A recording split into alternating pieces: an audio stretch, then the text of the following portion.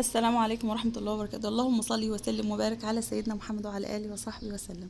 حبيب قلبي اللي بيدخلوا عندي في القناة واللي بيشتركوا جديد برحب بيهم جدا وبشكرهم جدا على تفاعلهم معايا، وشرفتوني كتير كتير في قناتي المتواضعة، قناة إيمان زايد، قناة مطبخ روني وماما. النهارده ان شاء الله البنات اللي سالتني انت بتعرضي كتير استانلس ومش بتعرضي جرانيت، وانا ارجعي للقناه هتلاقيني عارضه كتير والله جرانيت وسيراميك. المهم في الفيديو ده انا هعرض لكم طقم نيو سافلون. تمام.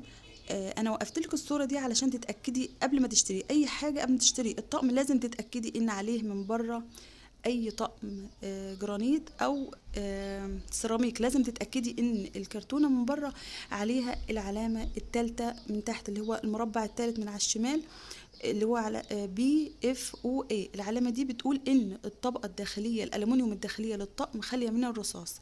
لازم تتاكدي اي طقم تشتريه الاول تبصي على الكرتونه، لقيتي العلامه دي تفتحي وتبداي تتكلمي في الطقم، ما لقيتيش العلامه دي يبقى تصرفي نظر خالص وما تشتريهوش.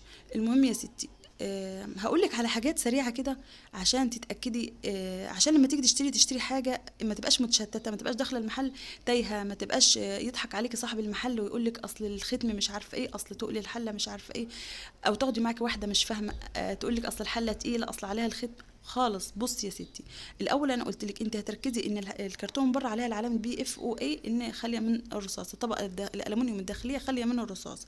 تاني حاجه، ما تبصيش لوزن الحله تقيله او خفيفه، او الختم عليها من القاع، او مش عليها الختم، لا خالص، ده غلط. انت هتبصي تتاكدي ان الحله الختم من تحت مكتوب عليه ميد ان تركي او ميد ان كوري على حسب ما انت عايزه.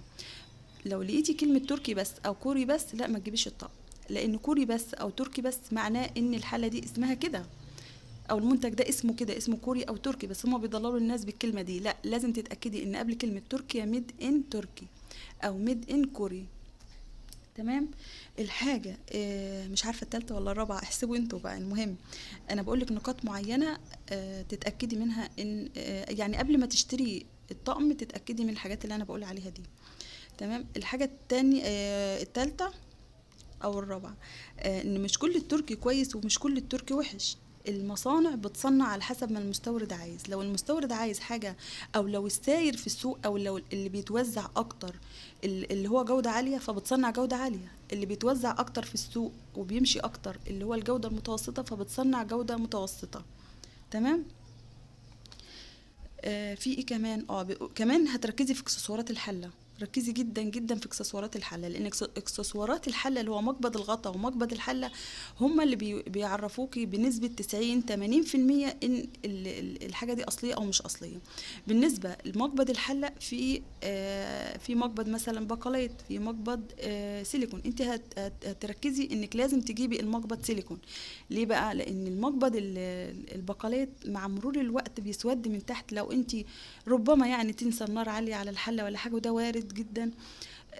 خصوصا مع الستات المصرية، يعني اكيد بننسى كتير وبتحرق من حاجات كتير، فوارد انك تسيبي النار عالية على الحلة. لو المقبض الحلة بقالات هتتحرق منك، اما لو المقبض سيليكون حراري مش هيتأثر بالنار.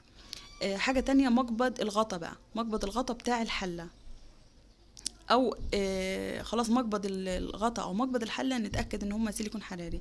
كنت هقولك الغطا نفسه هتجيبي مغناطيس، لو المغناطيس لزق في الغطا يبقى ده استانلس مش اصلي، يبقى عليه ماده حديد. اما لو المغناطيس ملزقش معاكي يبقى ده استانلس اصلي فعلا، وانت كده تشتري الحله. لازم تبصي لكل الحاجات اللي انا قلت عليها دي، علشان ممكن تكون مش كل حاجة أنا قلتها، لكن لو قلتلك 4 أو 5 نقاط تتأكدي منهم من الحاجة دي أصلية أو حلوة، تمام. لكن في حد بيروح كده يشتري حاجة عشوائي وبعدين تظهر فيها عيوب، تبقى حرام يعني، وخصوصا انها بتبقى مش بمبلغ قليل. كنت هقولك ايه تاني يا ربي.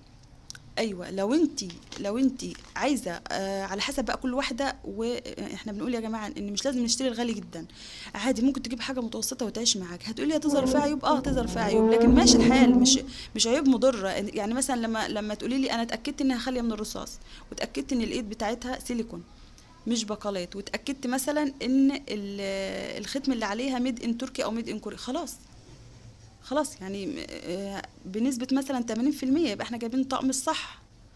تمام. المهم يا ستي، يا رب اكون افدتك بحاجه. انا لما بعرف اي معلومات والله مش ببخل عليكم بيها، فانتوا ما تبخليش عليا بانك تضغطي على اللايك اللي عندك الرمادي تخليه ازرق، وكمان تضغطي على كلمه اشتراك الحمراء اللي تحت الفيديو تخليها رمادي، وتفعلي زر الجرس. هتضغطي على الجرس بعد ما تضغطي على كلمة اشتراك هيظهر عندك الجرس، تضغطي على الجرس هتظهر عندك 3 اختيارات، تختاري كلمة الكل، علشان البنات بتقولي انت بتنزلي فيديوهات واحنا مش بنشوفها ومش بيجيلنا اشعار، انت مش مفعله زر الجرس. اضغطي على كلمة اشتراك هيظهر عندك الجرس، بعد كده تضغطي على كلمة الجرس هيظهر عندك 3 اختيارات، تختاري كلمة الكل. كده اي فيديو جديد هنزله اليوتيوب بيبعت لك اشعار بالفيديو، بتدخلي عليه وتشوفي. كمان لو انتوا عندك اي سؤال تحت اكتبيه تحت في التعليقات، وانا فورا برد عليكي، مش بتاخر والله على اي تعليقات نهائي. حتى كمان لو ما عنديش اجابه لسؤالك بقول لك حاضر هسال وارد عليكي. اشوفكم فيديوهات جايه كتير، ويا رب اكون افدتكم بحاجه، والسلام عليكم ورحمه الله وبركاته.